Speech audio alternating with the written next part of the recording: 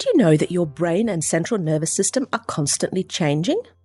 It's quite amazing. From one day to the next, your brain is not the same. This is what scientists call neural plasticity. So what's the cause of this change? Well, to start with, your brain receives a constant supply of messages about your body and the external environment from the sensory organs. That's your eyes, your ears, your nose, tongue, skin, and so on. With this information, your brain maintains a 3D map of your body and keeps tabs of what's going on outside of your body. Your brain needs to interpret all of this data from your senses. It translates the information it receives based on what it's learnt from your past experiences, as well as its expectations for the future, its preferences, and more. You could call this the brain's bias. There is basically a lot of background processing that happens under the radar. So how you or your brain sees a situation may not be entirely accurate.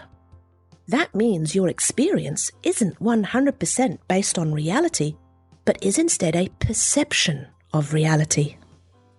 Let's look at an example of how the brain fills in the blanks. Look at this picture and consider which square is darker, square A or square B?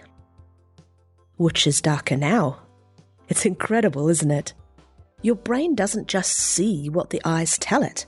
It interprets what the eyes tells it, based on other information it has already stored up. In this case, you see square A as darker than square B because square B is in the shadow of the green cylinder, while square A is outside the shadow. Based on your brain's past experience, it will decide for you that if a square in a shadow reflects the same amount of light as a square outside the shadow, then it must be a lighter shade of grey.